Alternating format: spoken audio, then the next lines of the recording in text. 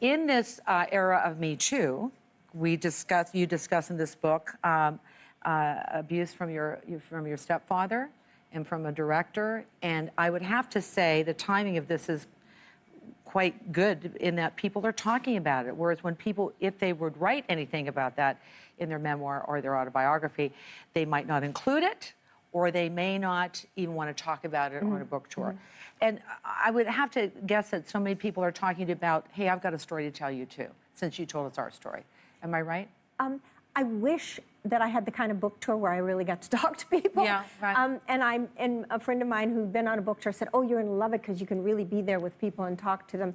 And I'm finding it's kind of different. It's interesting because I've been all over the United States already, and we'll go back and then go to London. And I don't have really enough interaction with people. I'm more like talking to people. But even within that, I'm feeling this generosity of people wanting to know because it releases them to have their own sets of feelings. More than that, more than, you know, the Me Too or living, you know, growing up in a traumatic childhood, it really is, for me, was an examination at how to unweave the patterns that are set from your own childhood survival mechanisms, whether they come from a traumatic childhood or just a childhood that's is what it is. And as adults, our task is to see if we can untangle it, because I felt my childhood survival mechanisms were keeping me in place. When they served me as a child, they needed to serve me, and I needed to look at how they served me and how I had used it, even in the early parts of my career. But I needed to unhook it. It needed to be taken off and hung up in the closet so that I could move on into this part of my life. So when you move on part of your life, you realize how much your childhood impacts your adulthood and choosing of people in your life. Yeah. For example, when you were with Burt Reynolds, for example, I was mad at him. I'll tell you why. I was mad at him because, even, by the way, you look adorable in this picture.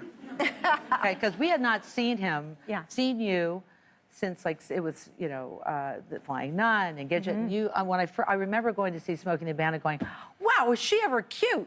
And they're like, you know, without the nun outfit on. But I was mad at him. That does cut down on the cuteness factor. It does. But you were cute, nun. But I just remember, you know, what we do, and I don't know if you agree with me on this. When we bring somebody in our lives, we sometimes adapt and adopt what they do, what they like, and what they say, instead of having a voice of our own. Well, that's a very female trait. Yeah, yeah. Not everyone, but... Yeah, so not going to the Emmys because you might not win for Sybil, that did make me very happy. But that probably did make you very happy. But when you look back, you're going, would you have, being the person that you weren't back then, would you have done it differently? You know, and it was hard for me to want to examine that time with Burt, not only because it was all sorts of things for me, but because I hesitated to give the press fodder for their need to, you know, find something to hurt him with. Yes, and I didn't want to be the cause of that. Yeah.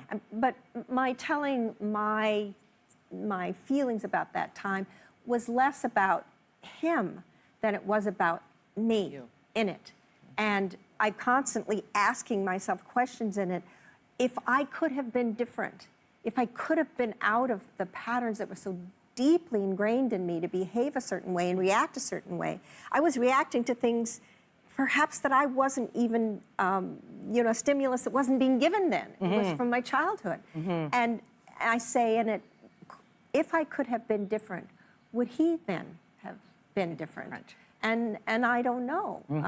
And those are the things you wonder. I'll never know, because at the time, when I was in my late 20s, I was so very deeply affected by my childhood, even though I could feel something, me pushing against it, trying to get out of the deeply ingrained, you know, the ruts in my road, I called it.